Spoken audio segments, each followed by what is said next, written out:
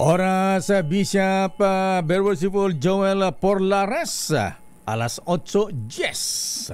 Programang nakikinig, programang inaalam ang masasabi mo, programang magbibigay ng tama at totoo para tama ang alam mo. Tara, usap tayo para malaman ang Damdaming Bayan. Live sa DZRH Radio, DZRH TV at DZRH Digital. DZRH Damdaming Bayan. Kasama sina Lakay Deo Macalma at Sister L Elaine Apit. DZRH Damdaming Bayan. Kumusta na kaya yung opisyal ng Philippine Air Force po, mahabigan? Yung nagbenta ng sniper rifle, mahabigan, na nagkakahalaga ng 1.2 million pesos. Grabe, opisyal yan, ha? Binenta yung sniper rifle dyan sa may Okada. Ayan, nahuli yung isa, nakatakas yung isa, ha? Ayan, abay, delikado ito, Apo General Omet Browner, ha? Na court martial na ba ito, ha?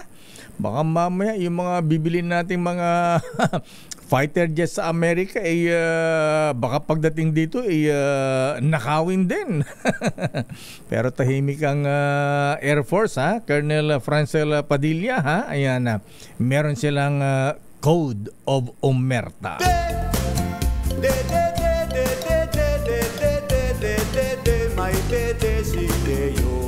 Deo Macalma, pagtutusan nyo. Damdaming Bayan. Magandang umaga, Pilipinas. Ang bilis ng panahon at 34 days na lamang ay eleksyon ng mga kuya, mga ateng. Chill-chill lang. Naku po, ang daming maiinit ang ulo. Naku, aglal DJ probinsya ni Apo Little President Apo Lucas Bersamin. Anyamatan Apo, ayan, napupudot ti ulo dagiti kailyan to dita abra. Abay, dalawa ang namatay po, mahabigan, na ano ba yun, kasama yung kandidato sa pagkakonsihal. At yung mga supporters po ng mga politiko, abay, minsan sila pa ang maiinit. Ano po, ha? Abay, chill-chill lamang po, mga kuya, mga ateng. Relax lang. Abay, gayahin nyo kami sa aming bayan sa Pinili, Ilocos Norte. Abay, Comelec Chairman Boy George Erwin Garcia, sir, ha? Abay, dun sa amin sa Pinili, Ilocos Norte, siguro yan ang dun idinadaos ang the most honest, cleanest, and peaceful election. Alam nyo kung bakit, mga kuya, mga ateng? Abay, May 12 pa po ang eleksyon. Abay, dun sa amin sa Pinili, Ilocos Norte, ha? Ayan. Apo Congressman General Sammy Pagdilaw, pre, ha? Ayan. Dun sa amin sa Pinili, Ilocos Norte, mahabigan. Abay, wala pang eleksyon, ha? Abay, May 12 pa. Abay, panalo na ang mayor at vice mayor sa amin. Mayor siya na Star City. Deo Macalma ang inyong lingkod. Laging handa. Parang dyan lang sa Mandaluyong, ha? Yan, kung sa kanila, Senator Secretary Benhar Abalos, Chairman Benjamin Hamburger Abalos, at si Congressman Boyet Gonzales, ha? Yan, kumusta na, Kong, ha? Kumusta si Madam Queenie, ha? Yan sa Mandaluyong, mahabigan, parang wala eleksyon, Parang ganun din sa amin sa Pinili, mahabigan. Walang kalaban, kaya wala pa eleksyon, panalo na. Pero marami tayong issue ngayon, mga kuya, mga ateng. Ay nako, kumusta po yung mga taga Negros provinces, Negros Oriental at Occidental? Grabe, ha? Ayan, nagulantang po yung mga kababayan natin, sumabog na naman ang bulkang Canlaon. At teka muna, 8 pa lang ngayon, Martes, ayan, pakita mo yung, naku, Diyos ko, ha? Para mushroom, pero ang ganda nung kulay, sa kakaiba po itong pagsabog sa Canlaon Volcano, mahabigan. Abay, yung abo, parang kulay brown, ayan, O yellow orange, hindi katulad dyan sa Taal Volcano na itim. Ayan. Laging Eto po mahabingan ni brown. Wow. Distractive pero parang ang gandang panoorin. Ano po mga kuya mga ateng, kung nanonood po kayo sa RH sa TV, ha? Channel 18 po sa Signal TV. Ayan mga kuya. Ayan. mayor O Teo kaya pwede mapanood sa live streaming. Ayan sa inyong mga cellphone, ha? Grabe ano, ha? kung kayo Ingat-ingat po mga kuya mga ateng. reto Sa kanyang Nasaan na tayo, ha? Ay, oo nga pala. Dahil holiday bukas, Bataan Day. bibig niya ay Abay, mga kuya, mga ateng, ha? Yung mga magsisipag-uwian nga pala sa probinsya, ha? Mamaya, alamin nga natin, Malu, totoo bang fully booked na rin yung mga bus dyan sa PTEX, ha? Ayan. Tawag nga si Mr. Jason. Ayan, grabe, ha? Abay, next week pa po mahabigan ang Holy Week. Pero ngayon po ay fully booked na rin po ang mga biyahe, bus. Nandiyan na ba si ano? Okay.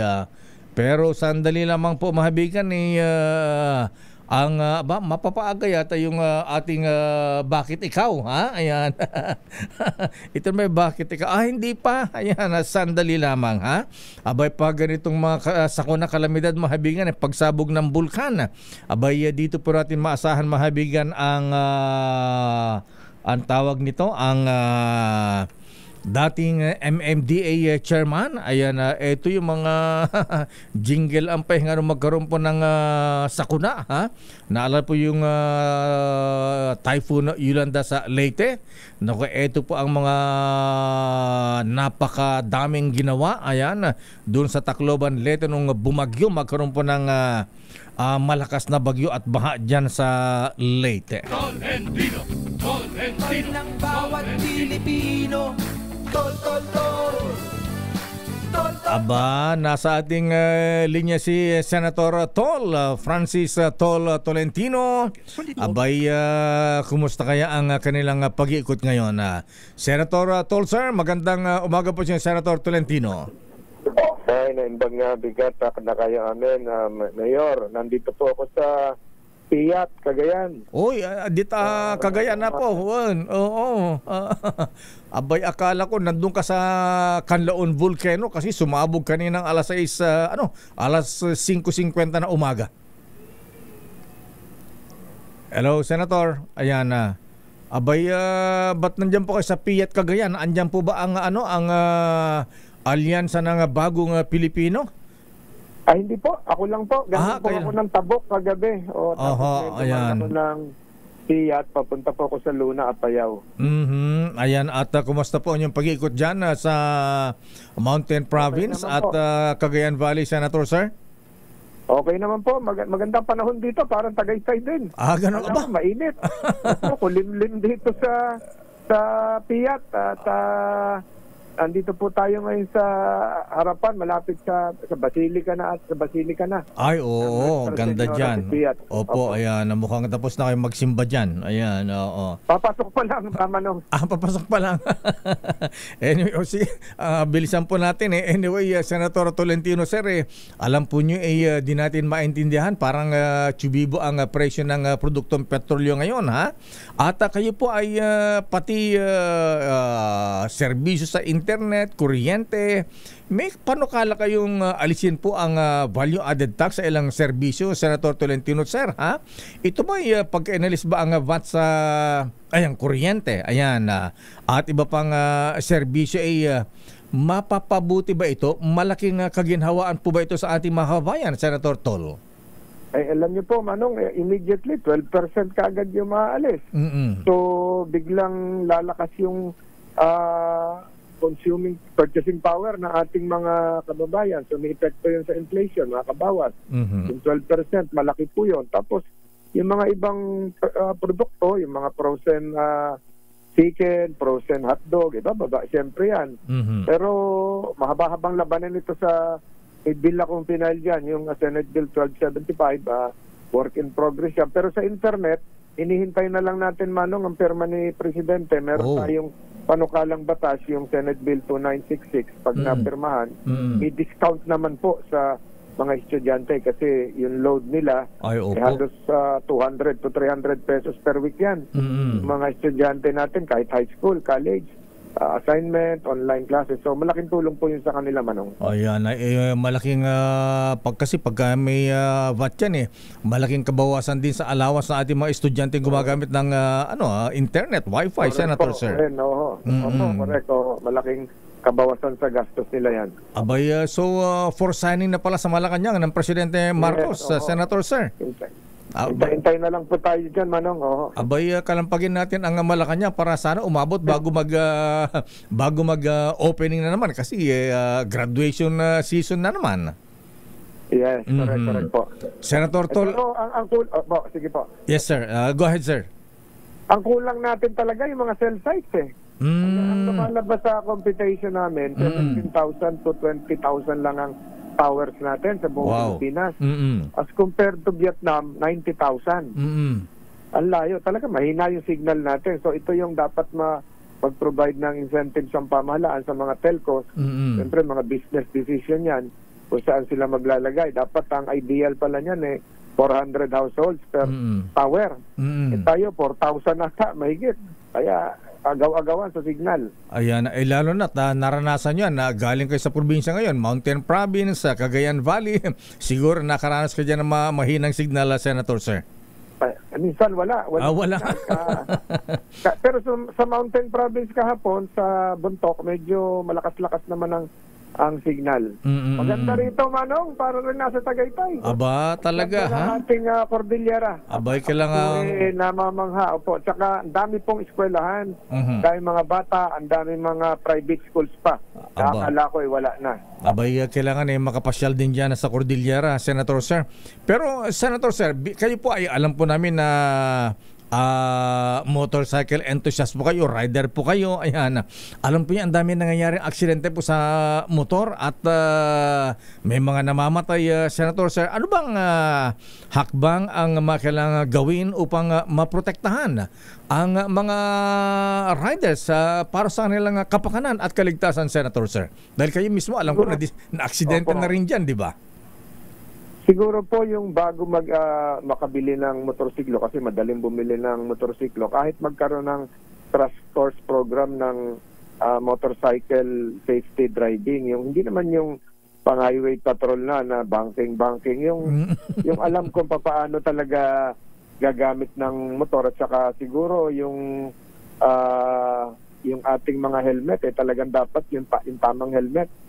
Yung marami kasing helmet na mumurahin lang na plastic. Opo. Ano, makikita mo na kahit bata nakaangkas sa harap.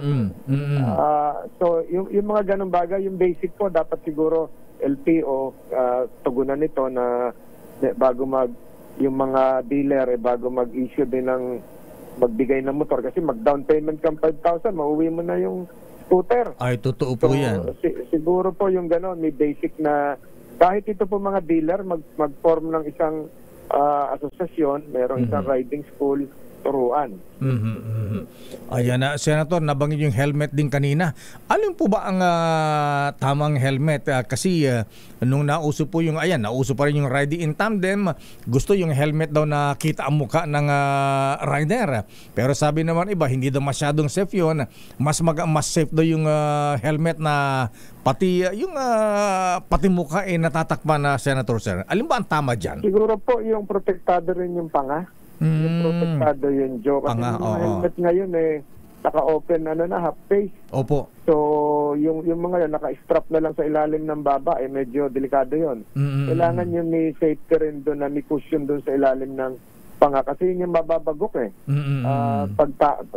pag may nangyari yung panga, alam niyo yung panga natin pinakamahina yung chin. Totoo po. Kasi nga pag tinamaan ka sa pangat, ay oo, bagsak ka. So may standard yan. Yung mga ahensya naman dapat mag-check yan. DTI dapat kasali na rin yan na task force siguro, DTI, LTO, at saka itong pwedeng isali ang health kung may may tao pa sila. So, dapat interagency po yan. Kailan pa bang magpasa ng batas dyan, Senator Tolentino, sir? O, meron naman po existing yung safety helmet law. Siguro yung implementation na lang po niyan. Ayan. At isa pa, Senator, sir, bilang principal author po ng Maritime Zone Law o yung tinatawag na Tolentino Law. Ayan. Ano pa masabi niyo, Senator, sir, dun sa talampas chart submission ng Pilipinas sa International Seabed Authority, Senator, sir? Ay, po, masaya ako, Manong, kasi March 27, sinubmit natin sa International Seabed Authority sa United Nations yung talampas chart. Ang ibig sabihin po ng talampas chart, ito yung mapa ng karagatan natin sa Mid-Benham Rise. Pinalitan ko po yan ang pangalan. Pinalitan ni Senator Tolentino, talampas ng Pilipinas. Talampas. So, ito yung from Catanduanes, going up to Aurora, going to hanggang Palanan, Isabela. So ito po ay 13 million hectares. Wow. 13 million hectares. Rich in manganese nodules, rich in methane, rich in natural gas, and oil. So ang ibig sabihin po niyan, Manong, approved na yan sa International Seabed Authority beyond our 200 nautical miles. Ang ibig sabihin, yung seabed, lampas ng nautical mile, ng 200 na exclusive economic zone natin, pwede natin exploit. At ang ibig sabihin po niyan, mayaman po tayo sa natural gas. Mayaman po tayo sa langis. So yung sinubmit natin na dokumento sa United Nations, approved na. Wow. Ang kasunod na po niyan, sir, ay i-explore na natin. Kaya ako po pagbalik ko ng Maynila bukas, magfa-file po ako ng 2 batas. Una, an act creating a talampas ng Pilipinas Development Authority. So kasama po dyan ng DOST, kasama po dyan ng NAMRIA, kasama po dyan ng NEDA, at kasama po dyan ng Finance, para maayos po yung development noong talampas ng Pilipinas. Pangalawa, magpa-file din po ako ng panukalang batas bukas, an act creating a talampas oil corporation. Parang yung Petro natin nung araw, para ito na yung in charge sa pakikipag-joint venture, pakikipag-usap sa ilang mga kumpanya na may kakayahan technologically, technically, may expertise. Hindi ko nababanggitin yung mga malalaking korporasyon para po ma-exploit natin kasi paubos na rin yung Malampaya 2027 to 2028. Imagine niyo, Manong, 20% ng kuryente natin galing sa Malampaya. Yung area pong yon ay 300,000, more or less 300,000 hectares. Itong talampas is 13 million hectares. Wow. Yung pinag-uusapan nating bat ng kuryente, hagip na yan. Kahit po may bat pa siya, bababa talaga ang presyo ng kuryente. At ang tingin ko, baka maging first world country tayo niyan. Na-develop po natin. Totoo po, Manong.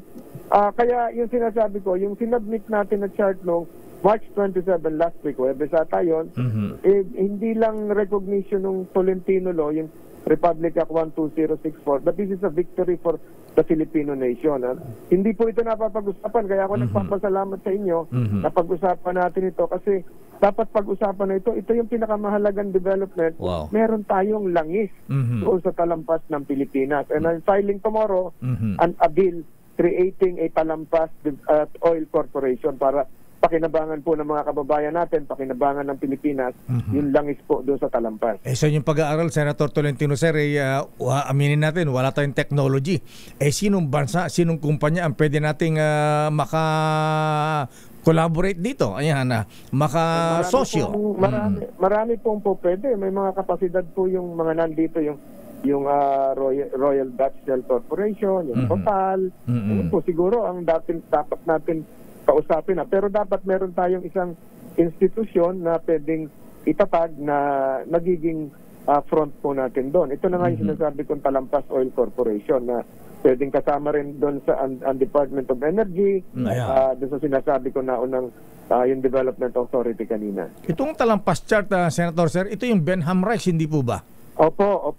Imagine niyo po kung meron kayong mapa sa yung mga nakikinig po, kung may mapa kayo sa bahay ninyo, pag tumingin kayo sa mapa, nasa norte po yung, nasa noon nyo, yung Batanes, nasa noon nyo yung Ilocos area, yung Cordillera, kung nasaan ako nandun, nasa kaliwang tenga nyo po yung West Philippine Sea, nasa kanan po yung Talampas ng Pilipinas, na dating Benham Rice na Pinalitan ni Senator Tolentino ng pangalan na Talampas ng Pilipinas. Of course, nakipag-konsulta tayo doon sa mga magagaling sa mga linguistic society, lalong-lalo na ang University of the Philippines. Sabi nyo na i-submit nyo ito sa United Nations sa Senator Tolentino, sir. So, Last week. papalitan, so paano yan? Yung Benham Rice, papalitan na ng Talampas chart. Yun na po ang pangalan. Yun na po yung official na pangalan ngayon. Talampas chart na. ng Pilipinas.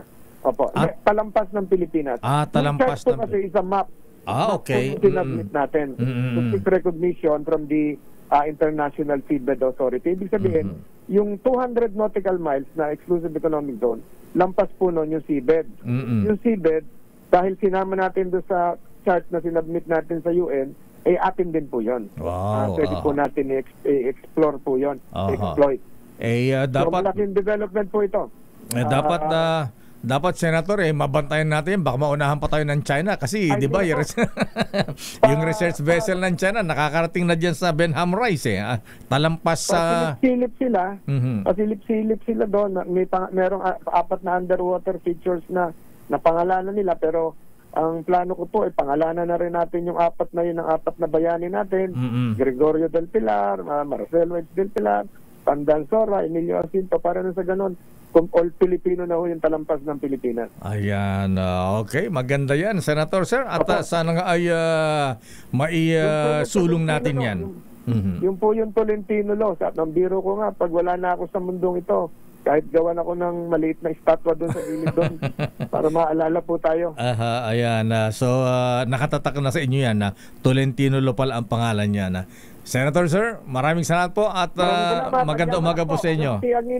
Just Agnina po. Sa gilid-gilid po ng PIAT. Maraming salamat po sa mga tiga-subaybay natin. Ayan, magandang umaga na imbang bigat. Just Agnina, po Senador Francis Tolentino. Tolentino. Ng bawat Pilipino. Tol. Tolentino. Tolentino, Senador. Political ad paid for. Francis Tolentino by Pelikulang Atin Advocates. 22 Daming bayan. Balikan natin lang pang mga report si Standby Leta Narciso. Ano ang latest sa Malacanang? Standby. Naku, Raymond, nandiyan ka na ba? Ha? Ayan. Abay, kailan ba ang hearing ni Manang Amy sa Senado? Pero ngayon may hearing ha? Standby sa Senado. Standby Manang Milky Digunan mula sa Kamara de Representantes.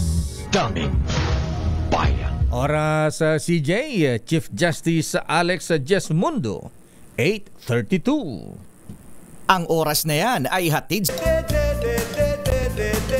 May dede si Deo. Deo makalma pagtutusan nyo. Daming bayan. Nabayan lakay. Oras sa Sister L. It's 8:40. Magandang umaga po Luzon, Visayas at Mindanao. At just maray na aga sa mga kababayan ko dyan sa Bicol region. Babat formal na formal. Syempre lakay. Alam mo naman, sabi ko sa'yo nakabakit ikaw tayo. Ka-formal muna tayo ngayon. Business suit ba yan? Ayan, tawag actually, yan? lakay ano to, medyo oversized siya konti sa akin. Ganun ba yan? Okay lang, bagay yan. Tapos ang partner mo sa baba, shorts. Hindi naman!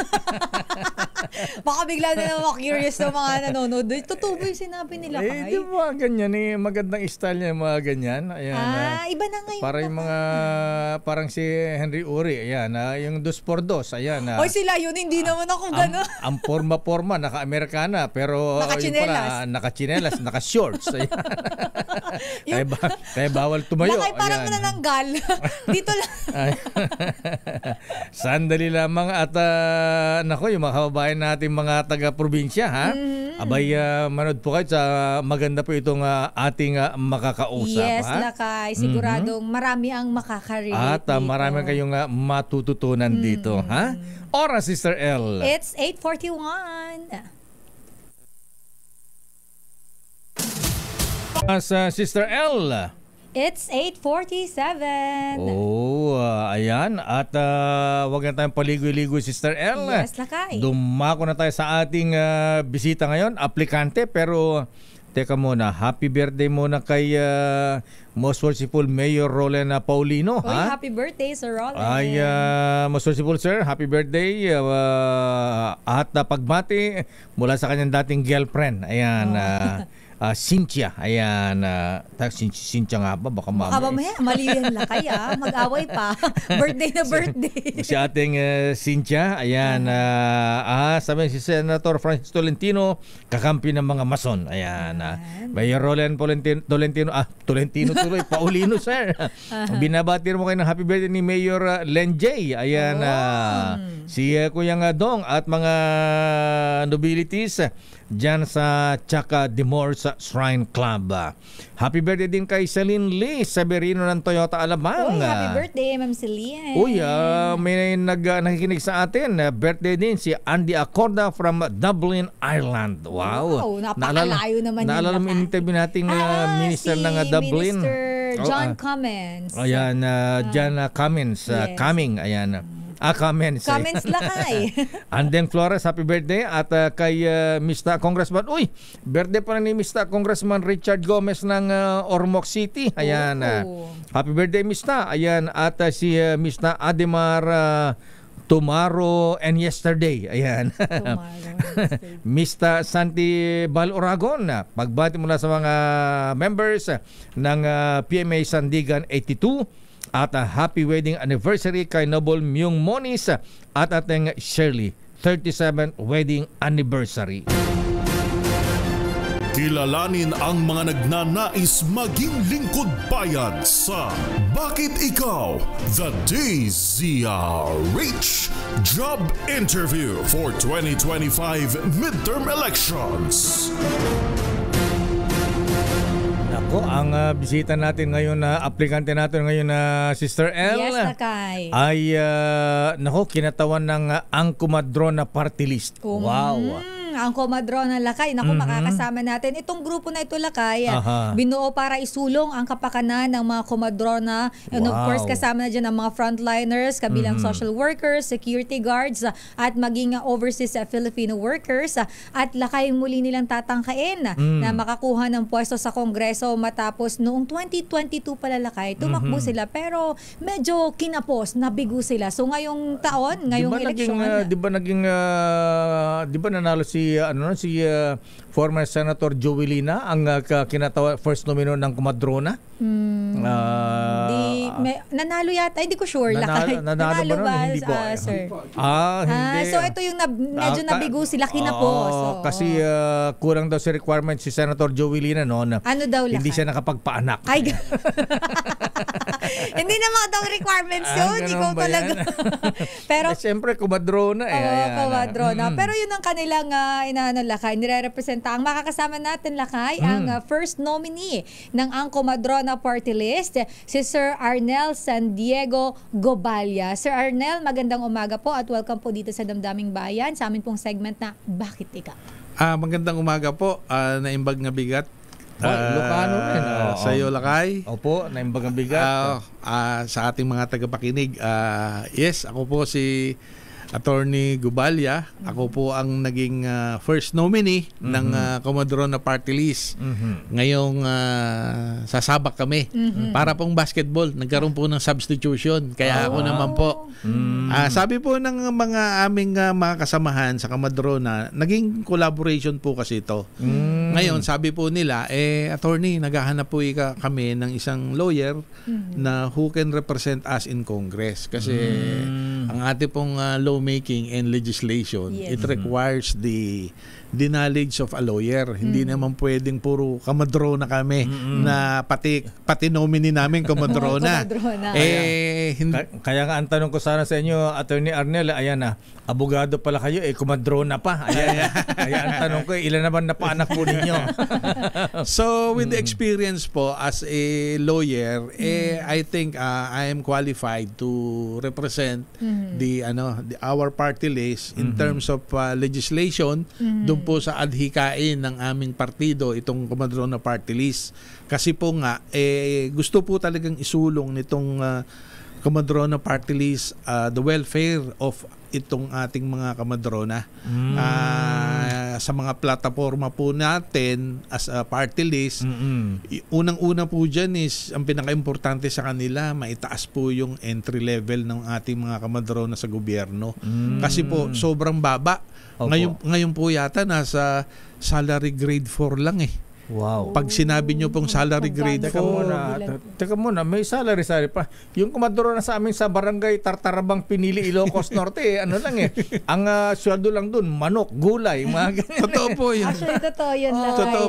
Totoo po yun. Kaya sa lahat po ng health sector hanggang sa ngayong panahon, kamodrona na lang po ang naiiwanan. Sila po yung nasa laylayan na ng lipunan. Kasi po, itong mga nurses natin, mga physical therapists, mga doktor sa gobyerno, and other health workers, medyo tumaas na po yung antas ng kanilang sweldo. Ang mga teachers po natin, ang ating mga sundalo, ang ating mga pulis. Ngayon, if you will notice, ito na lang pong kamadrona ang naiiwanan. Kaya gustong-gusto po nila na ngayon pong 2025 talaga hong pinag-iigting ng mga kamadrona ang pagsulong na makakuha po ng upuan sa Kongreso at para ho maiusad yung kanilang kapakanan bilang kamadrona. Ayan na. So, ano ang kung kayo ay papalarin sa Kumadrona Party List, Attorney Arniel Gubalya, sir, so ano ang unang panukalang batas na gagawin ninyo para sa mga kumadrona sa mga barangay, liblib na lugar? Yun nga po, kagaya nga po ng nasabi ko earlier, yung itaas ang sweldo. And then lalagyan po natin na magkaroon po ng ambulansya. Teka po na po, walang sweldo ang mga kumadrona sa probinsya Ayan, libre. Ako yung nanay ko lakay na lang. Ayan, nanay nitong si... Libre. Yun nga po, magpapasa po tayo ng batas na dapat may bayad sila. Meron silang compensation. Kasi po, ang kumadrona po ngayon, meron pong nasa gobyerno, meron din pong nasa private, yung pong mga birthing centers. So, ipagpapasa po tayo ng batas na sila magkaroon talaga ng, yung mga nasa gobyernong kumadrona, magkaroon talaga ng maitaas yung salary, yung antas ng sweldo nila. Ngayon po, magpapasa din po tayo ng batas na yun namang mga benefits ng mga na maging timely yung remittance po ng ating mga birth centers. Kasi po, yung sa PhilHealth po, medyo nadidelay po yung remittances nitong ating mga kamadrona in private who are practicing. Maliit lang ho naman ng ang kinikita ng mga yan. At saka sila nga ho yung nasa malalayong lugar. So, maglalagay din po tayo, magpapasa po tayo ng panukalang batas na magkaroon po tayo ng mga ambulansya sa barangay. Ayun. Lalo na po yung yung tinatawag nating geographically isolated and depressed areas. Yung po ang priority natin. Kasi po, kagaya nga po nasabi ni Lakay, itong mga kamadrona naglalakad ng 10 kilometro, sumasakay sa Skylab, sumasakay sa habal-habal. Pagkatapos pagdating po doon ang ibibigay manok o kamote. Yung po ang masaklap doon. Kaya medyo kailangan din po talaga nila ng financial na magkaroon po sila ng sweldo. So kasi parang ubigay ni din ang mga yan.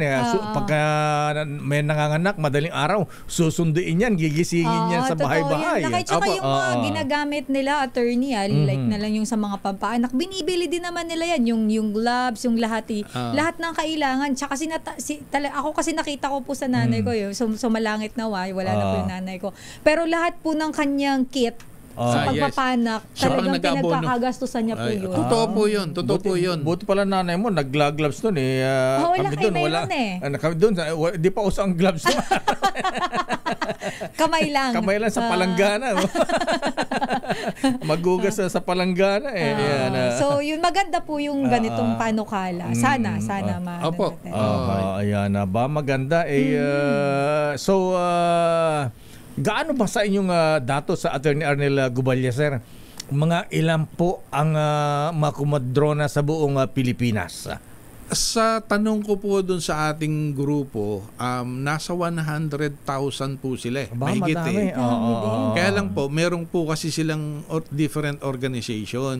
Ngayon po, itong sumusuporta po dito sa Angkamodrona Party List, yung pong PLG-PMI, yung nasa government and nasa private. Meron din pong mga ibang kamadrona who are practicing their profession na hindi pa hinihikayat po namin na sumama na dito sa party list at kasi nga po talagang we are moving to to improve the welfare of all the Comadronas. Kaya dapat po, sinasabi ko nga, magkaroon na ng maging united ang lahat ng Comadrona para mapaunlad natin ang kanilang profesyon. Maprotektahan yung hanay, attorney. Ayan, yung kanilang profession po.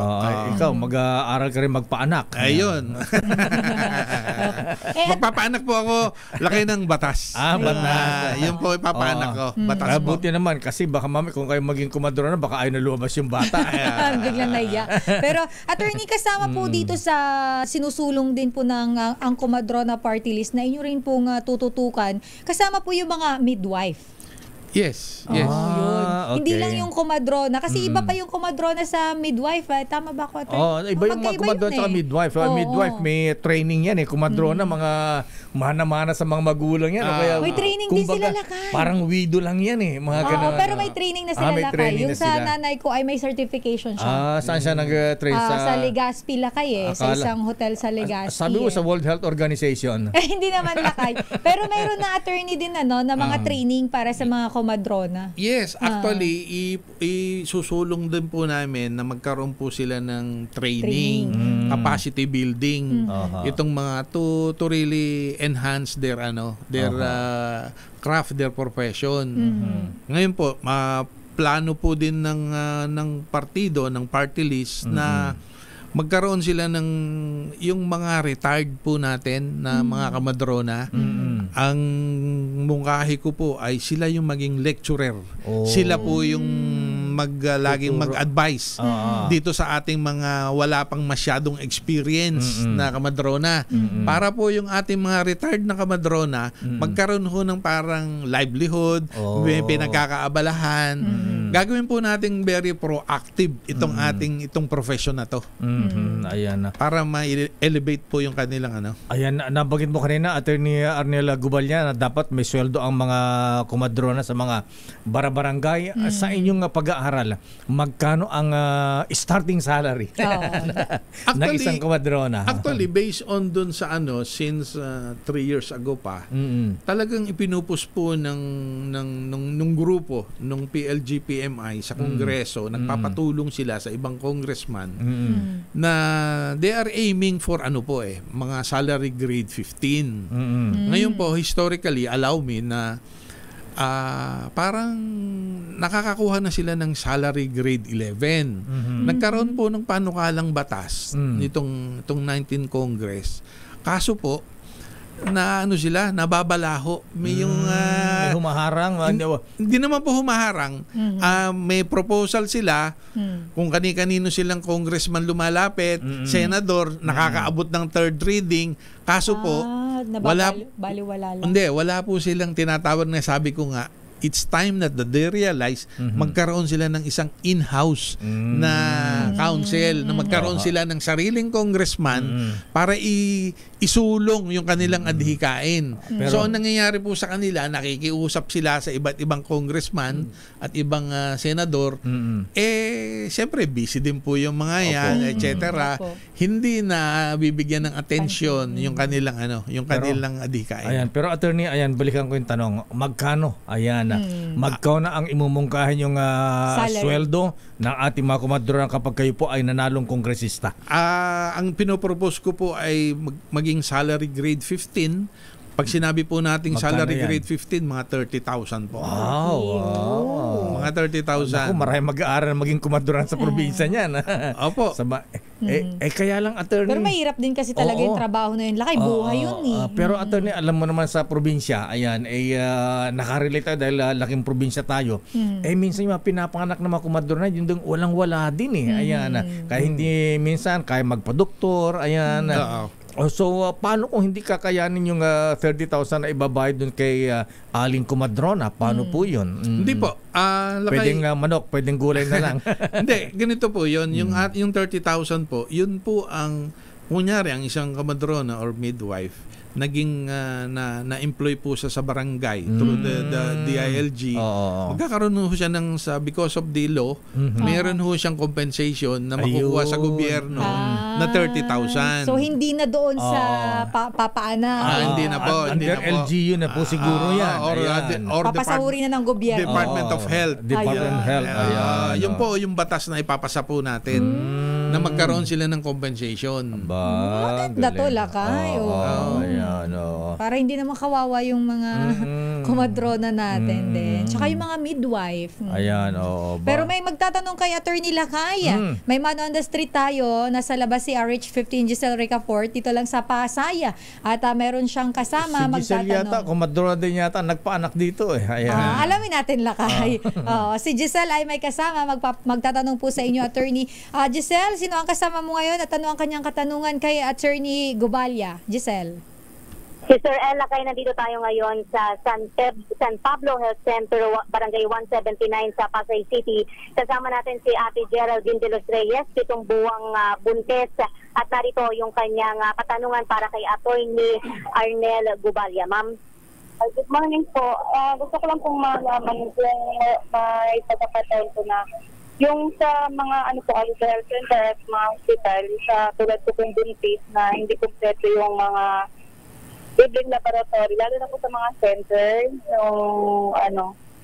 yung sa urine test, mga ganun po. Sa hospital naman po, katulad doon ng ultrasound, mga ganun po.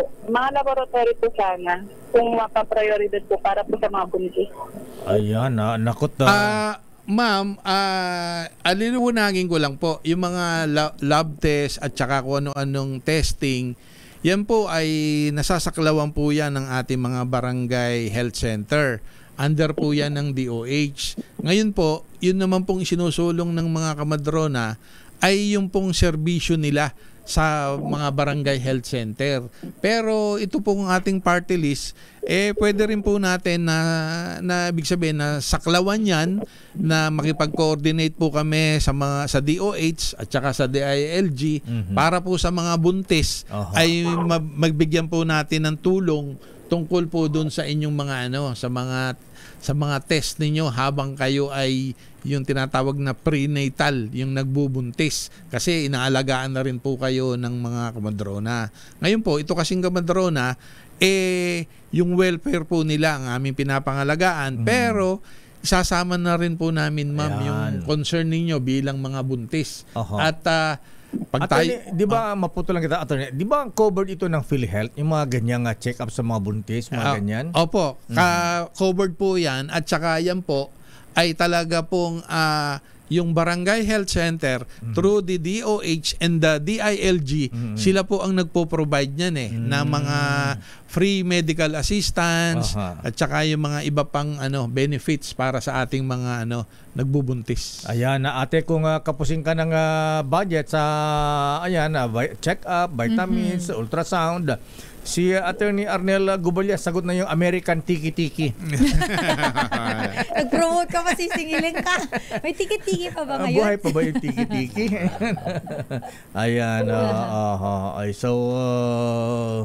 Ayan, okay na, ate. Ayan, oo. Salamat po. Ayan.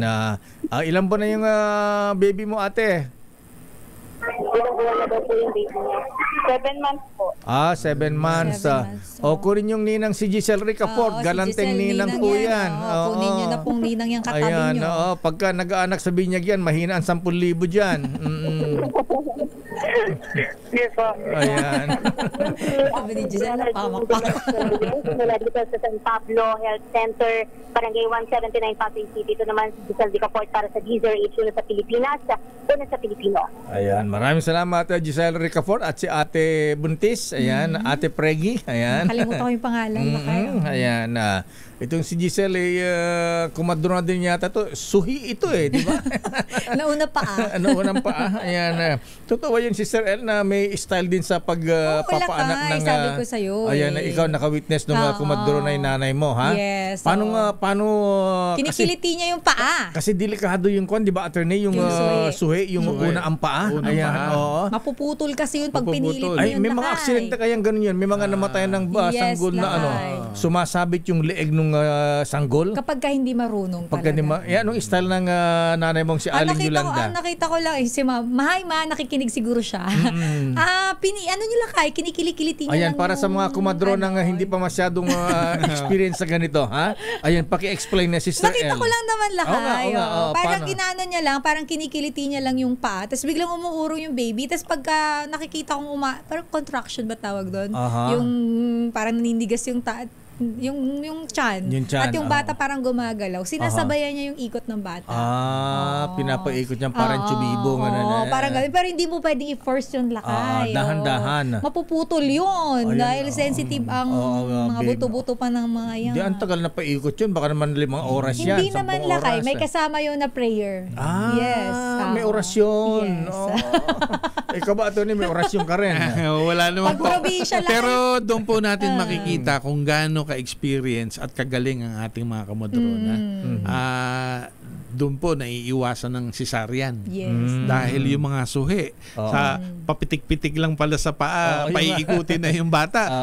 Magkano cesarean kung magsisesaryan ka at mag-hospital ka. Kaya kahit sa our present time, marami pa rin tayong kababayan na talagang hindi ko kayang ma-afford ang hospital. Lalo po yung nasa malayong lugar. Mga katutubo, attorney. Ayan, yung mga indigenous peoples talagang nasa liblib na lugar. Ayan. So anyway, attorney, ayan. So kayo po ang first nominee. Ayan. Sino po ang second nominee ng Kumadrona Party List? Si Attorney Fiona Aytona po. Abogada rin. At nandito siya lakay. Siya ba si Attorney Fiona? Sabi ni Attorney, ayaw na daw niya magsalita. Okay na daw si Attorney Gubalya Teka muna, may senador doon na Aytona. Anong bata ako? Lolo po ninyo. Si ano nga bang pangalan mo? Si Dominador. Dominador Aytona. Lolo niya. Taga saan po ba mga Aytona? Bicol. Uragon pa mga Aytona. Bicolano din. Ayun. Ba't puro kay attorney? Wala yatang nurse, walang doktor? Meron po. Yung pong aming party list representative po, meron po kaming doktor, meron po kaming medtech, meron po kaming nurse. Kumpleto po kami. So kumpleto kayo. Kumpleto po kami. Meron ding midwife. Kumpleto po. Dapat may driver din kayo. Driver ng ambulansya. Kumpleto po. Bahala na daw si attorney mag-drive. Ayan. Okay. So, pang ilang sabak na ng Kumadrona Party List to, attorney? Pangalawa po. Pangalawa. Ayan. Si Senator Joey Tolentino kasi, Joey Lina. Nangampanya lang yata sa Manila Hotel, di yata umikot Ay, Kuyang Senator, sir, kumusta ka na? Ayan, Kuyang, a long time no see. Ayan. So anyway, Attorney Arnel Gubalya, taga saan ang probinsya po nga pala kayo? Taga Nueva Vizcaya po. Nueva Vizcaya. Isa pong Ilocano. Bambang, Nueva Vizcaya. Kaya pala Ilocano, taga Bamban na Nueva Vizcaya. Ayan. Vizcaya. Ayan.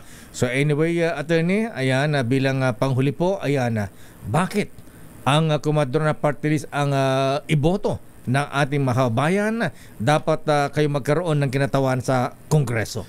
Kagaya nga po lakay nung nasabi ko kanina, ito pong mga Kumadrona midwives po natin, sila pa rin po yung nasa laylayan ng lipunan. Sila po yung masasabi nating tunay na marginalized na health sector.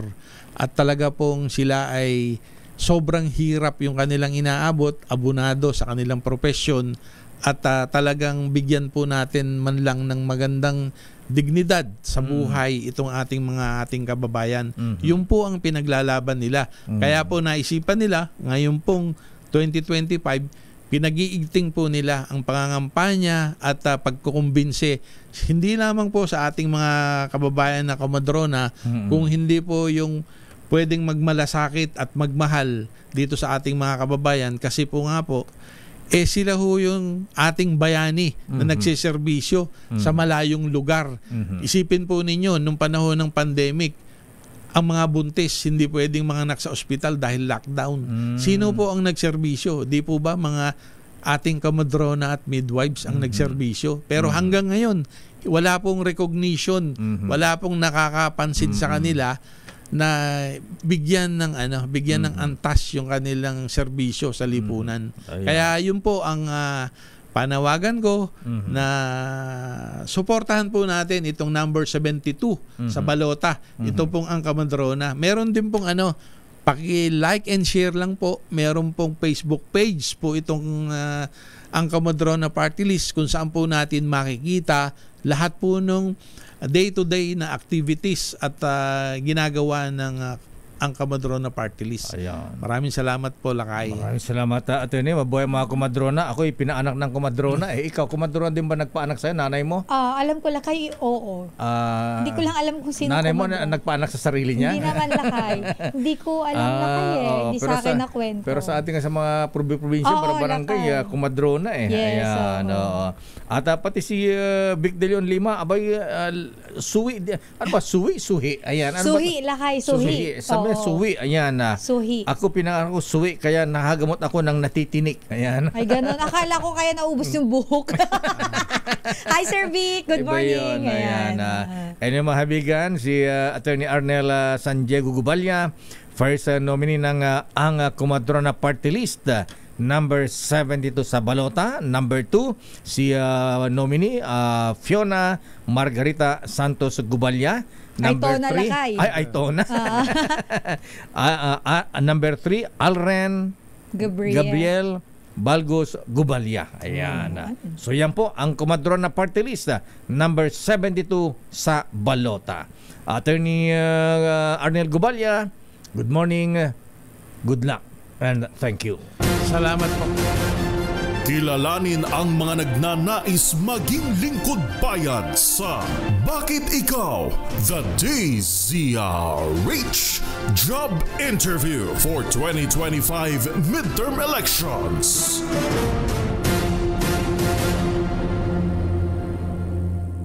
This time check. Sa Sister L. 19 minutes after 9. At sandali lang mga Sister L, meron tayong i-congratulate dito. Nasaan na siya, ha? Ayan. Sino ba yan, Lakay? Aba, baka magparamdam ito, Sister L. Congratulations and celebrations when I tell everyone that you're in love. Congratulations sa newly elected president ng John Hay Management Corporation. Aba, may bagong presidente. Brethren, batiin natin mga kuyang, si Kuyang Manjit Riandi. Wow! Kuyang Manjit Riandi, congratulations. At binabati rin ng mga brethren sa Sultan Harun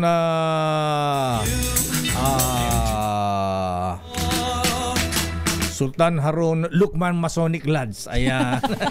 Sasabihin ko dapat sa'yo, kaya mo yan, Lakay. Binabati ni Kuyang Abul Makabato, ha? Ayan si Kuyang Agagising Lukman. At si Kuyang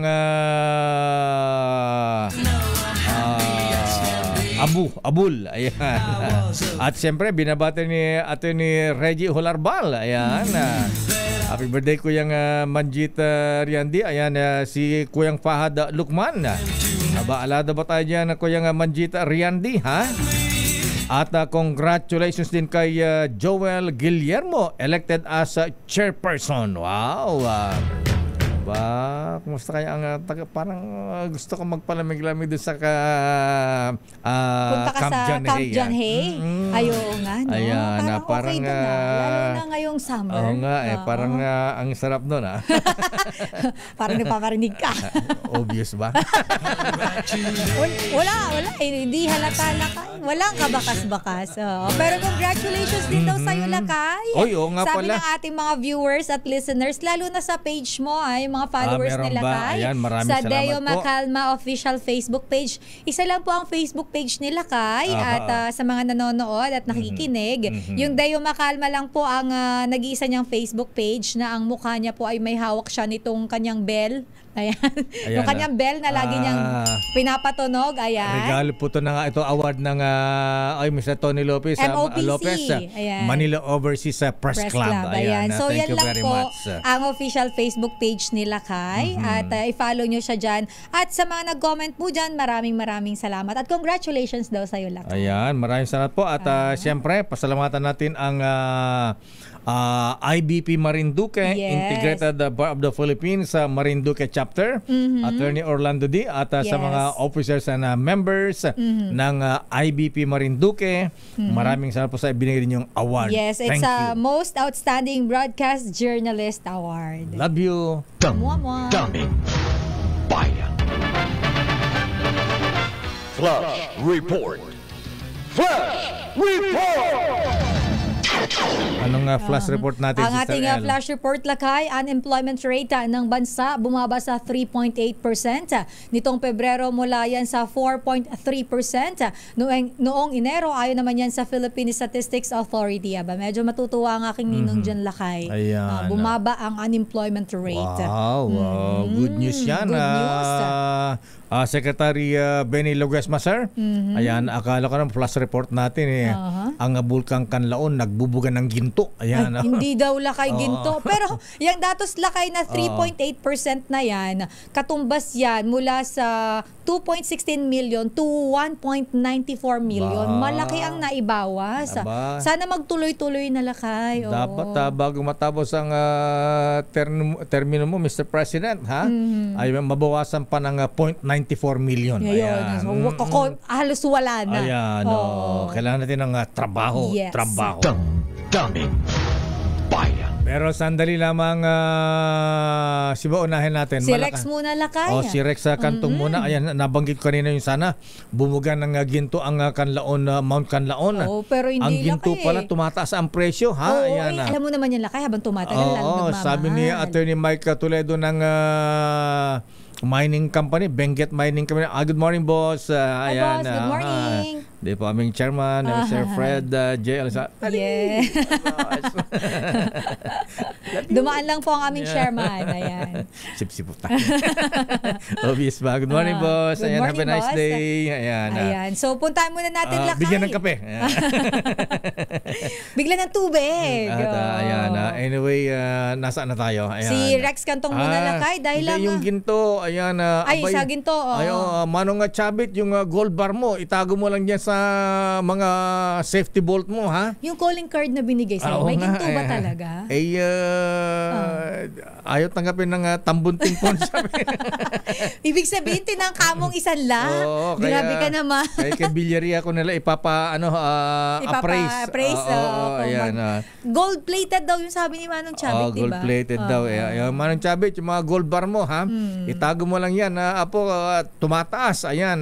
Sabi ni Attorney Mike Toledo, baka daw maging $5,000 per ounce, Sister L, ng ginto, ha? Kaya kuyang Ador Arevalo, ayan, Ateng, ayan yung mga magiginto dyan sa Bulacan, ha? Itago nyo yung mga ginto nyo at tataas pa yan. Samantala, report mula sa Negros provinces. Samantala, alamin natin ang update, Lakay, dahil kaninang umaga, mukhang nagbuga na naman, nag-alburuto na naman ang Mount Kanlaon at nandyan ang ating kasamahan na si RH46 Rex Kantong mula sa Action Radio para magbigay ng kanyang update. Rex. Sister L at Lakay Deo, kinonfirma ng PBOX Kanlaon Observatory Science Research Specialist Darrell Aro na mayroong nangyaring explosive eruption sa Bulkan Kanlaon na 5:51 kaninang umaga at tumigil mga around 7:04 nitong umaga din. Dagdag pa ni Aro, umabot sa 4,000 meters plumb ang ibinuga ng nasabing bulkan.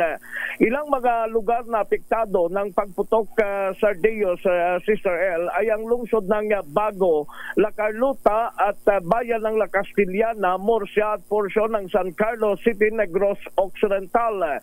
Sa ngayon, wala namang movement o activities ang Bulkan Kanlaon at nakantabay lamang ang mga LGUs concerned at nakahanda na rin ang mga evacuation center at tulong para sa mga residenteng apektado.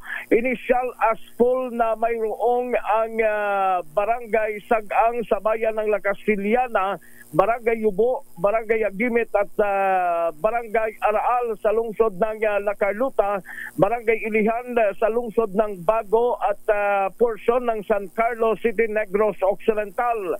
Wala ang reports ng asphalt sa Canlaon City, habang sinuspende ng bayan ng Isabela at La Carlota City ang lahat na pasok ng mga estudyante sa mga paaralan at inabisuhan na ang lahat na magsuot ng face mask kung lalabas sa bahay. At sa bayan ng Pontevedra, nagsasagawa ng flashing sa mga daan na mayroong asphalt. Sa ngayon, Rex, Lakay Dio, yes. Ang asphalt ba abot hanggang Bacolod to? Wala. Malayo to ang Bacolod. Malayo. Yes, malayo, sir. So ano mga taon ang tinamaan, binagsakan ng abo? Saan nagkaroon ng mga asphalt? Ano mga bayan-bayan yan? Itong La Castillana at La Carlota City at Bago at portion ng San Carlos City, mga 4 na mga LGU, sir. Ayun. So, nung sumabog kaninang 551 Rex, hindi na ba nasundan yan? Hindi na, sir. Hindi na. Buti naman. Parang tumigil na yung pagbuga ng makapal na asphalt. Itong Bulkan Canlaon, mga 704, idineklara na cleared ng area, Sir Dio. Ayan. Ganun pala ang niya, kulay brown yung usok niya. Lakay. Yes. Sa Taal, itim. Ayan, Taal Volcano. Pero ito, brownish. Ayan, yellowish. May mga itim din na nanotisya kanina yung mga restaurante doon malapit sa Canlaon na itim yung paligid ng Bulkan Canlaon. Pero yung pinakauna, yung asphalt, parang kulay puti at green na yung ang aso at sinundan pa ito ng makapal na usok or asphalt sa gilid naman ng bulkan nung patapos na siguro yata yung explosive nitong eruption ng nasabing bulkan sa Dio. Ayan, naku, ingat kayo dyan, Rex, at medyo delikado. Delikado sa kalusugan. Yes, sa ngayon wala namang reported na mga evacuees dito sa area, pero yung mga LGUs concerned, yung 4 na mga lugar dito na malapit sa bulkan, alerto naman sila, nakantabay yung mga rescue units nila at tulong nakahanda na rin yung evacuation center sa ngayon, Sir Dio. Ayan na, alert level 3 pa rin, Rex, yes, ano? Ayan, yes, sir. Alert level 3 pa rin. Okay, maraming salamat, Rex, mula sa Negros. Yes, ito si RH46 Rex Kantong para sa DZRH, una sa Pilipinas, una sa Pilipino. Daming Bayan. Maraming salamat, Rex Kantong mula sa Action Radio Bacolod. Update po sa pagsabog ng Mount Canlaon kanina alas 5:51 ng umaga.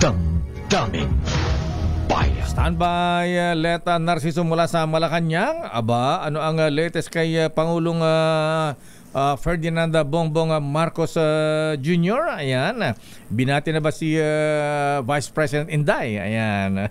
Wala bang text na Day, welcome back. Ayan, standby manang Milky Rigunan. Allah. Campaign jingle ni Mocha Uson sinita na isang kongresista. Alam, bakit? Bakit? Hindi ko pa naririnig, Lakay. Na-curious tuloy ako.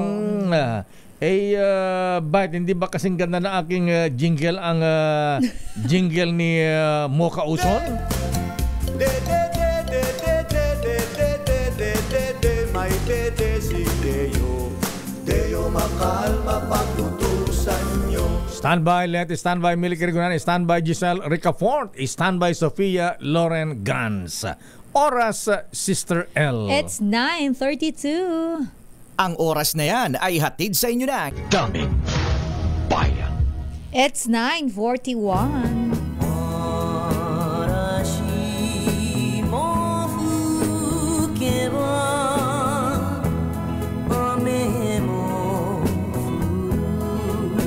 Ohayo gozaimashita. Ayan. Para sa ating mahabayang mga Japayuki. At mahabayan nating nakikinig ngayon sa Japan, katulad ng birthday boy, ang ating DJ Reyes correspondent sa Tokyo, Japan. Happy birthday, Rico Onquit. Ayan. Nanonood ngayon dyan sa Japan. Ayan. Kampai. Meron pa tayong sa akin na may halo emperador dyan. Ayan. Happy birthday, Rico. Ayan. Baka naman mahilo ka ng lakay ng todo. Alam mo, mahabin itong correspondent namin si Rico Onquiti. Big time ito, ha? Ayan. Driver po ng mga ambassador sa Japan. Ayan. Iba. At binabati natin si Rick Reyes. Ayan. At si Marlene Reyes. Diyan sa, nasa Florida, US of A. Hello po. Andyan ang pinamalaking Disneyland sa Florida. Ayan. At happy birthday din kay Retired General Dionisio Santiago ng San Miguel Security Group. Aba, si General Johnny Santiago nasa San Miguel na pala. Nandun na pala kay kay Ninong Don Ramon San Miguel ang. Ayan. At happy birthday din kay Mr. Peter Paul Soliman ng Cainta Mayor's Office. At ang may birthday pala, akala ko si Chairman, si Most Worshipful Roland Paulino, ha? Ang may birthday pala ay si Mayor Lenjay Paulino ng Olongapo City. Ayan. Ang kanyang anak, si Mayor. Happy birthday, Mayor. Kuyang Noble Mayor Lenjay. Ayan, binabati ng mga brethren. Aba, siya pala ang junior warding ngayon ng Lincoln Masonic Lodge sa Abraham Lincoln Masonic Lodge number 34. Happy birthday, Mayor. Alam ba tayo dyan? At naku, kuyang Manjit, ha? Ayan, naku. Ang sabi na ating mga brethren sa Sultan Harun Lukman Masonic Lodge, ayan, at si Attorney Amir Pelaez, ayan, alabang libreng golf dyan sa John Hay. Tayo dyan. Golf talaga? Ayan. Kaya lang kung mag-iimbita, why not? Alam nga naman tanggihan. Hi, Direk. Magtatampo ang grasya. Meron akong babatiin. Hi, Direk Popoy. Ayan. Ay, Director Popoy, kumusta ang kumusta BCDA? Naman? Ang BCDA. Ayan. At yan ni si Most Worshipful Roland. Ayan. Ay, nga pala, BCDA. At happy birthday din kay Attorney Cheryl Adami Molina. Bukas. Sa 10 pala. Ayan. Advance happy birthday, Attorney Cam. Arnel Garcia ng Easy Rock. Happy birthday. Ayan, Mariano Lingbawan. Arnel Tatel Jr. ng RH TV. At Billy Ray Domingo. Si Billy Ray Domingo din birthday pala itong mga to. ng DCRH Regiotech. Ayan. At si Marneline Igoy, happy birthday. At si Ralph Walter Esteban. May important tayo mga kasama rito sa RH, ha? Ricky Boy Jamale. Ayan, RH TV.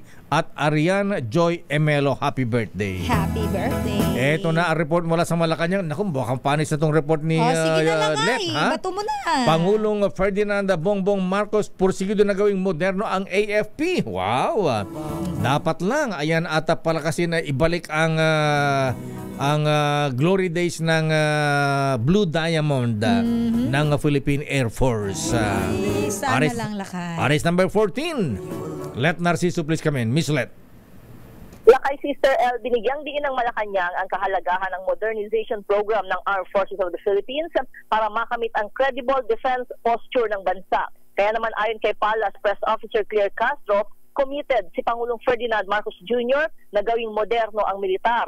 Sabi ni Castro, gusto ng Pangulo na mabili ang mga kinakailangan para sa AFP modernization. Tugon ito ng palasyo ng matanong kung kumpiyansa ang administrasyon na makakamit ang maaasahang defense posture bago matapos ang termino ni Pangulong Marcos. Una rito, sinabi ni AFP Chief of Staff General Romeo Browner Jr. na ikinukonsidera ng Pilipinas ang pagbili ng karagdagang missile systems. Tugon ng Malacanang, ang plano ng AFP na kumpletuhin ang Horizon 3 ng modernization program ay nakasalalay sa aaprobahang pondo ng Kongreso. Miss Let, alam natin na bibili tayo ng 20 fighter jets mula sa Amerika. Kailan man tayo bibili ng submarine? mukhang hindi pa yan napag-uusapan. Wala pa. Oo. Barko muna bago submarine. Ayan. Oo. May mga nakalinya lakay, di ba may tinatawag nga doon sa ilalim ng AF modernization na Horizon 1, Horizon 2, at ngayon ay yung Horizon 3 na sila. So, abangan natin kung ilang horizon ba ito para makumpleto ang AFP modernization. Ayan, o nga pala, Apo Presidente, ayan, bilang Commander-in-Chief, General Browner, ha? Abay, sino ba yung may advice ang isang retired pilot ng Philippine Air Force? Abay, excited tayo masyado sa pagbili ng fighter jet sa Amerika. Abay, kailangan daw kumbaga paano yung maintenance? Ayan, paano yung mga training? Ayan, dapat kasama sa package yan, ha? Baka mamaya tama lang, hindi yung bilhin lang. Kasi syempre, pagkatapos bilhin, kailangan i-maintain. Baka mamaya bibili tayo ng fighter jet, pagka nasira, ala ng pyesa. Ayan, walang magaling na mekaniko. Ayan, yung training na ating mga pilots, so dapat train bago i-deliver o bilhin yung mga fighter jets. Kasama naman siguro yan lakay sa pinag-aaralan ng AFP para dito sa ilalim nitong kanilang modernization program. At kailangan yung spare parts, ha? Baka yung spare parts na parang Toyota nabibili sa bakery, mga ganun. Yung madaling hanapin para anytime available. Hindi pahirapan ang pagbili ng pyesa. Di ba, Mr. Cesar Lee? Ayan, kasi nung araw daw, sabi nung, sino nga ba yung nagbigyan ng suggestion na ganyan? Kasi nung panahon daw nila si Sir El, Miss Elette, abay pagka doon nasisira yung mga fighter jets dahil walang supply, hindi yata kasama sa package, abay kinakahoy pa nila yung dyan sa Clark Air Base nung araw. Ayan, nakikiusap dun sa class, mga piloto dyan na baka may spare parts kayong ganito. Ayan. So dapat matingnan ang mga yan. Ayan. Sana kasama sa package yan. At sana may kasama missile yan. Kasi doon panahon ni Pinay, may binenta tayong helicopter, attack helicopter. Ang condition ng US, binenta sa atin, alam mo, missile. Anong silbi? Ayan, hindi na pwedeng kabitan. Mga ganun ba? Anyway, bahala na ang armed forces dyan, Miss Letta. Tama lakay. At ano schedule ng Pangulong Marcos ngayong araw ng Martes, Miss Letta? Mukhang may meeting sa economic team lakay si Presidente para tugudan o pag-usapan, talakayin yung 17% na ipinasa sa US na taripa. Ayan, kumusta ang mga eyebags ng Presidente? Ayan, nakashades kahapon ha? Marami bang, malaki ba ang mga eyebags niya o talagang nakasilaw dyan sa customs dahil maaraw kahapon? Oo, mukhang gano'n naman talaga yata lang. Sabi mo, magpa-Vicky Bello muna. Mukhang mainit lang kayo mainit ba? Akala ko malaki eyebags tinatakpan. Ayan. Okay, maraming salamat, Miss Let. Balik sa inyo lakay at Sister El. Good morning, Mr. President. Anya po, kumusta ti trabaho? Ado ti parikot? Hindi na ako kita maintindihan. Sabi ko, maraming problema ng bayan. Okay. Masakit sa ulo. Daming bayan. Ayan, good morning, Jer Alex Guo. Kumusta ka na, Kuyang? Ayan, nakikinig gulang sa atin. Gulang. Gulang pala. Ayan, si Pasay City Chief Prosecutor Elmer Rillo. Good morning, good morning Chief. Po. Ayan. At binabati natin, nakikinig sa atin si Kuyang Noli Gonzales, Dr. Rudy Punsalan. Ayan. At Kuyang Ben Alegre, Noble Greg Kayabyab, at ang ating piloto, si Captain Benji Escobar. Captain Benji. At Eric Apolonio, good morning, pare ko. Report mula sa camera. Itong report ni Manang Milky, alam mo kanina lakay, hindi kita masyadong pinapansin habang nagsasalita ka. Kasi hinahanap ko yung lyrics ng kantang... Ito kasi sabi ni Manang Milky, yung campaign jingle daw ni Mocha Uson, sinita ng isang kongresista. Giniit na isulong ang paggalang sa mga kababaihan. Kasi lakay yung kanta niya pala. Ito base sa inano ko bago natin puntahan si Manang Milky. Parang, medyo bastos ba? Pag sinabi kong cookie ni Mocha, ang sarap-sarap. So may ganun siyang ano siya lakay yun yung kanyang campaign jingle binasa ko like ko naman. Alam mo, makantahin ko. Pakiulit. Cookie. Ang cookie. Sabi niya dito, pag sinabi kong cookie ni Mocha, ang sarap-sarap, ganun. Ang cookie ni Mocha. Ayan. Ala, parang Pepe Pacheco yan. Bawat kagat may malasakit at saya. Ba? Distrito 3. Handa na ba kayo? Ang cookie ni Mocha. Ayan. Ito naman sila kayo, binabasa ko lang naman. Sige na. Oo, pero alamin natin kung sino yung kongresista na umalma. Ipakanta mo kay Manang Milky yan. Papakanta ko, Manang kay, Milky. Milky Sikoya. Ayan. Ang Ilocanang maputi ang siko. Ayan. Manang Milky, kantahin mo rin, sabi ni... Ayoko nga, ikaw talaga lang. Manang Milky sa detalye, Manang Milky. Mas bagay kay Sister Ella Lakay ko saan kakanta niya na pero the best pa rin. yung campaign single Lakay. Pero magaling kasi nga kumanta si Mocha Uson ha. May band sila, nung araw, nakalimutan yung band nila. Akala dancer to, di ba? Singer dancer. Ano nga ba? Mocha Girls. Ayan na. Nagpe-perform pa sila dito sa may Blue Wave nung araw Diyan sa Makapagal. Ayan. Nanonood ka, no? Hindi nga Pero minsan nung bago-bago sila, ayan, kinuha ng Toyota yan nag-perform. Nag-perform sila sa may Clark nung araw. Ayan. Okay, proceed, Manang Milky. Lakay at Sister L, hindi nga pinalagpas at isang open letter ang inilabas ni Bataan Representative Geraldine Roman sa vlogger na si Mocha Uson. Sinita ni Roman, chairperson ng House Committee on Women, Gender and Equality ang campaign jingle ni Uson. Partikular yung binanggit ni Lakay ni Sister L kanina, ang kataga na cookie ni Mocha ang sarap-sarap. Ang kay Roman, tignan na wala naman daw masamang intensyon si Uson, pero may mas maganda pa itong magagawa para gamitin ang kanyang platform sa paggalang sa katawan at pagkatao ng mga kababaihan. Binigyang diin ni Roman, dapat iwasan ang objectification ng katawan ng mga kababaihan. Ito man ay sa paraan ng biro o patawa dahil nababaliwala ang matagal ng ipinaglalaban ng mga kababaihan na paggalang at gender equality. Dagdag pa ni Roman, hindi rin dapat ginagawang gimmick o palabas ang kasarian, babae man o lalaki, sa higit lahat na mga miyembro ng LGBTQ+. Git pa ni Congresswoman Roman, dapat itaas ang antas ng kampanya at gamitin ang platform ng mga kumakandidato kung anong kanilang may paglilingkod sakali nga maihalala at iwasan daw ang mga katsipan na mga gimmick. Ngayon umaga naman Lakay at Sister El, mag-register mang hearing ng Tri-Committee tungkol naman sa disinformation. Alright. Nako, si Kuya Jason andyan na ba? Ayan. Ipinatawag si Kuya Jay. Sa mga, makikita natin lahat, Lakay, kung sino mga darating dahil may banta nga ang TRICOM na sila ay posibleng makontem kung hindi naman daw ulit darating sa mga hearing. Ayan. Okay, abangan natin. Maraming salamat, Manang Milky. Kada umaga Lakay, Sister El, ako si Milky Rigunanagura para sa DCRH. Una sa Pilipinas, una sa Pilipino. Ang Ilocanang maputi ang siko, Manang Milky Sikoya Rigunan.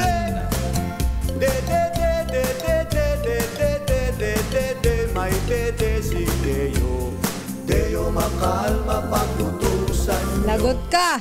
Di ba sexist yan? Ikaw may lagot ka. Baka magalit ang mga taga-Gabriela sa atin. At saka si Congresswoman sa Bataan. Si Congresswoman Geraldine Roman. Yes. Ayan. Lagot ka Lakay. Yung ano mo. Sexist ba yan? Kapitan Kapitan Rex Cayano. Kinanta pa. Sige, si Giselle na lang. Puntahan muna natin ang report ni Giselle. Paglobo niyang job offers online na nauuwi sa love at investment scams. Naobserbahan naman daw ng Embahada ng Cambodia. Ang OWA naman, inalerto ang mga Pinoy. RH15, Giselle Ricafort sa detalye. Giselle? Sister L, Lakay, inalerto nga ng Overseas Workers Welfare Administration ang ating mga kababayan laban sa mga job offer na love scam at investment scam ang kinahahantungan. Ayon sa OWA, napansin ng Embahada ng Cambodia ang pagdami ng mga ads sa social media na nag-aalok ng trabaho bilang customer service representative o di kaya ay chat support representative sa ibang bansa matapos ang total ban ng POGO sa Pilipinas. Karamihan umano sa mga job offer na ito ang nagiging dahilan ng pagmamanipula sa mga hindi nakaalam tulad ng mga scamming activities.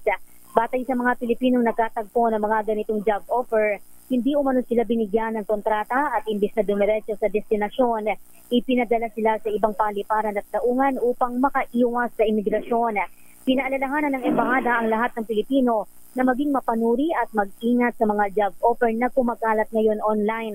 Para sa mga nangangailangan daw ng tulong o nais mag-report ng mga duda sa trabaho, hinihimok silang makipag-ugnayan sa Assistance to National Hotline na 855-9888-8771 o di kaya ay sa kanilang email. Kamakailan lamang nasagip ng National Bureau of Investigation at ng Interpol ang 3 Pilipino na ginawang scammer sa Cambodia at biktima umano ng pag-torture ng mga Chinese nilang employer sa isang scam farm doon. Ito si Giselle Ricafort para sa DZRH na sa Pilipinas, una sa Pilipino. Maraming salamat Giselle Ricafort. Kaya paalala po sa ating mga kababayan yung mga ino-offera ng magandang malaking sweldo, na magtatrabaho sa Myanmar, Cambodia, mga ganyan. Naku, ingat-ingat po kayo Pag too good to be true po, wag na po tayong maniniwala. Wag po tayong pasisilaw dyan dahil maraming scam dyan. Baka pagdating dun baka ang bagsakan po ninyo ay ganyan. Yung mga pogo, na kapag hindi nakota, tinotorture. Samantala, report mula kay Boy Gonzales, Lacuna, Dumagoso, Versosa. Ang report niya lakay, oral argument sa habeas corpus petition ni Duterte. Hiniling naman ng Panelo Law sa Supreme Court. Ang detalye balita mo, RH29, Boy Gonzales, Dumagoso, Versosa. Boy! Mr. Ella Lacaydeo, hiniling ng Panelo Law, abogado ni Veronica Kitty Duterte, sa Supreme Court na magtakda ng oral argument para sa petisyon or habeas corpus ng dating Pangulong Rodrigo Duterte. Sa motion na isinampa nitong April 7, iginit ng kampo ni Kitty na malaga ang oral argument para malinaw at masuri ang mga isyong legal at constitutional at para maipaliwanag ito sa publiko. Nila kailangan ito dahil sa kahalagahan ng kaso at sa mataas na interes ng publiko. Kamakailan lamang ay nag-ayon si Panelo ng writ of habeas corpus upang ibalik ang dating Pangulong Duterte sa Pilipinas matapos siyang arestuhin ng International Criminal Court at dalhin sa The Hague, Netherlands. Ito si Boy Gonzales para sa Arizona sa Pilipinas. Yes, Lakay. Sino na una sa rating ngayon sa Maynila? Lakay, bata, ang tagal mo magsalita. Nabubulunan ka na naman. Ang aga-aga. Si Yorme Isko Moreno Dumagoso, halos 70% nitong huling survey na Okta. Okay. Tapos si Sam Versosa naman, 16%. Si Mayor Hani Lacuna, si Mayora, ay 15%. Yan ba yung pasurvey ni Isko? Sabi ng Okta daw lakay, Okta. Okta research. Sabi naman ng Okta, kahit pagsamahin ang boto ng dalawa, ay lamang pa rin si dating Mayor Isko Moreno Dumagoso. Gonzales. Okay, maraming salamat, Boy G. Thank you, Boy. Yes, Lakay. Mula dito sa lungsod ng Manila, ito si Boy Gonzales para sa DZRH, una sa Pilipinas, una sa Pilipino. Daming bayan. Maraming salamat, Boy Gonzales mula sa Maynila at batiin din natin. Get well soon nga pala kay dating First Gentleman Attorney Mike Arroyo. Ayo nga lakay. Abay, na-opera na pala kahapon. Ayan, okay naman daw. Papagaling na. Ayan. Get well soon po. At binabati natin yung mga nanonood sa atin sa Manila Golf Club, si Sir L. Talaga? Hello po. Habang pumapalo. Yung mga nagkakape nandun sa clubhouse. Ayan. Mag-ingat po sa init matindi ang init ng araw. Ayan. Lalo ang ninong mo. Ninong mong Michael Ismaigay. Manipis na ang bumbunan yan. Ayan. Ay, ninong MG Ay, magpayong ka gamit ang dollar. At saka si Tisoy Ramil Oliveros. Ayan. Kumusta ka na dyan? Aba, nakatapos na kayo ng 9 holes, ha? Aba, buti pa kayo, ha? Basta wag magtitipid, ha? Ayan, kumuha kayo ng umbrella, girls, at mainit ngayon, ha? Yes, oo. Abay, dito sa Pasay, ilan ba ang heat index? 41 degrees Celsius daw ngayon. Naku, medyo mainit-init. Sa inyo sa Bicol, sa Biracatanduanes, 44. Grabe yan, lakay. Mamaya, ayan, mukhang malamig yata sa Dagupan ngayon, Mayor Belen Fernandez. Hindi mainitan yung mga bangus. Ayan, Dummy.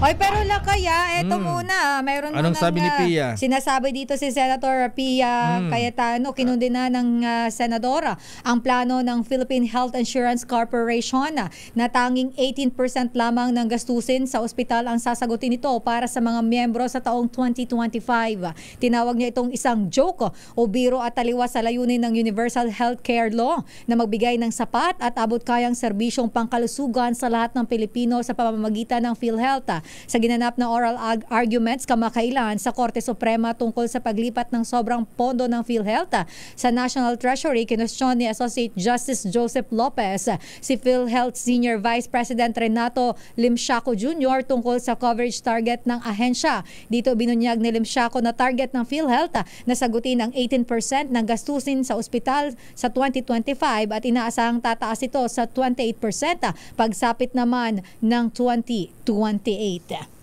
Samantala lakay, congratulations sa muling nanguna si Senator Bongo sa latest survey ng Pulso ng Pilipino Survey na isinagawa mula March 22 hanggang 29. After na ito lakay maaresto si dating Pangulong Duterte na nagpatibay ng kanyang posisyon bilang leading contender sa 2025 midterm elections. Sa survey na nilahukan ng 1,800 respondents nationwide, nakakuha si Go ng 57.6% at naglagay sa kanya sa rank number 1 to 2 bracket. Ang resulta ay sumasalamin din sa patuloy na lumalagong suporta o mas lumalakas na suporta ng mga Pinoy sa senador na kilala sa kanyang hands-on approach na public service lalo na sa mga mahihirap. Ayan. At good morning kay Director Rolly Francia, ha? Ayan. Buwabati doon sa mga taga Magdalena, Laguna. Ayan. Ang payo niya, vote wisely. Yes. Kailangan talaga lakay. Ayan. Tanggapin ng pera, iboto ang kursunada. Your business. Lakay, bawal ang bawal ang bumili ng boto, bawal magbenta ng boto. Kahit alin dyan sa dalawa, pwede po kayong kasuhan. Pwede rin sabihin ayuda. Ay, lakay i-anunsyo lang pala natin, lalo na sa mga fans ni Coco Martin. Si Coco Martin ay mangangampanya kasama ang Supremo sa isang motorcade sa buong Cavite, lakay. Sa April 10. Magsushooting ba ang Batang Quiapo sa Cavite? Mag-iikot yata lakay. April 10 daw, yan po ay sa Thursday. Ayan. Ano ba talaga si Coco Pimentel? Ayan. Coco Martin, ha?